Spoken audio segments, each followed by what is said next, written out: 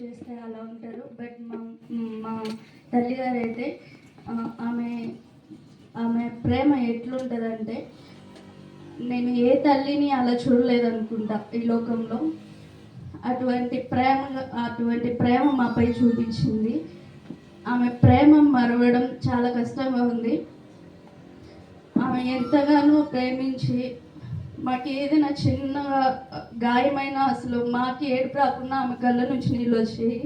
అంత ప్రేమించేది ఆమె. ఇంకా ఆమె షుగర్తో ఆమె ఎంత బాధపడుతున్నా 3 times మాకు ఏం కావాలన్నా చేసి పెడతా ఉండేది.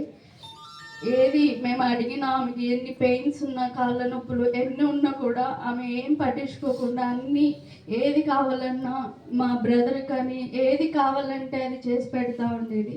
ఇంకా ఆమె ప్రార్థన విషయానికి, ఆత్మీయ జీవితానికి వచ్చేసరికి ఆమె ప్రతిరోజు మేము ఒకవేళ ఫ్యామిలీ ప్రేయర్లో డాడీ ప్రేయర్కి వెళ్ళినా, ఫ్యామిలీ ప్రేయర్లో మేము ఒకవేళ కూర్చోకపోయినా కూడా ఆమె ఒక్కటి కూర్చొని కళ్ళు సరిగా కనిపించవు, అయినా కూడా స్పెట్స్ పెట్టుకున్నా కూడా సరిగా కనిపించదు, అయినా కూడా ఆమె బైబిల్ చదువుతూనే ఉంటుంది. బైబిల్ చదువుతూ ఉంటుంది, ప్రేయర్ చేస్తుంది. ఆమె కళ్ళమ్మటి నీళ్లు కారుస్తూ ప్రేయర్ చేస్తుంది. ఆమె గురించి ఎప్పుడు ఏం చెప్పలేదు, కానీ అందరి కోసము ఆమె ప్రార్థన చేస్తూ ఉంటుంది. ప్రతి సంఘం కోసము, సంఘంలో కొరతల కోసము, ఇంకా సంఘంలో ఎవరైతే ఉన్నారో అందరి కోసం ప్రార్థన చేస్తూ ఉంటుంది.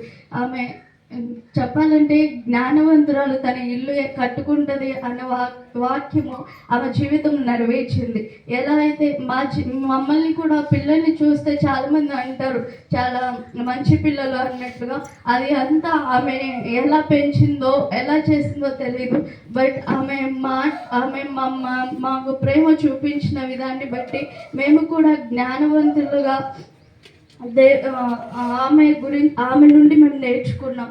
అటువంటి రీతిగా ఆమె అంతగా ప్రేమించి, అంతగా మా కోసము ప్రార్థన చేసి, అందరి కోసం ప్రార్థన చేసి ఎంతగానో ఆమె నైట్ అంతా కూర్చొని కొన్నిసార్లు ప్రార్థన చేసేది.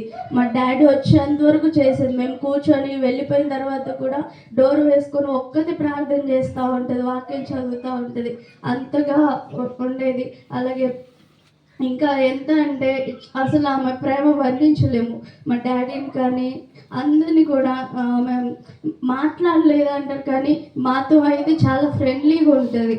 ఎంత చాలామంది ఉంటారు కానీ పేరెంట్స్ తిట్టడము, కొట్టడం అట్లా ఉంటారు, కానీ మా అమ్మ అయితే చాలా ఫ్రెండ్లీగా ఏ విషయం మేము ఎవరితో షేర్ చేసుకోకుండా మా అమ్మతో షేర్ చేసుకునే వాళ్ళం.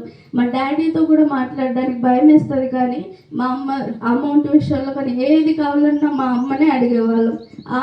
ఆమెనే మా డాడీతో మాట్లాడి అన్నీ మాకు ఏది కావాలో ఏది అవసరం ఉన్నా అన్నీ ఆమె చూసుకుంటూ ఉండేది. కానీ ఇప్పుడు ఆమె గురించి చెప్తా ఉంటే ఆమె లేదంటే మాకు ఎలానో ఉంది. ఆమె ప్రతి విషయంలో ఏది చూస్తా ఉన్నా గుర్తొస్తూనే ఉంది.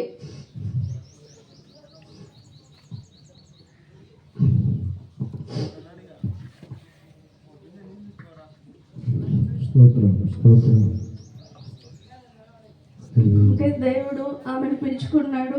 ఆయన రాజ్యంలో ఉందని నమ్ముచున్నాను. ఒకరోజు మేము కూడా చూస్తాము. అది నిరీక్షణతో దేవుని దగ్గర ఉందనేసి మేము నమ్ముచు ఆ నిరీక్షణతో ఉన్నాము. తప్పకుండా ఒకరోజు దేవుని మా అమ్మని అక్కడ దేవుని దగ్గర చూస్తామని నమ్ముచున్నాను. Thank you.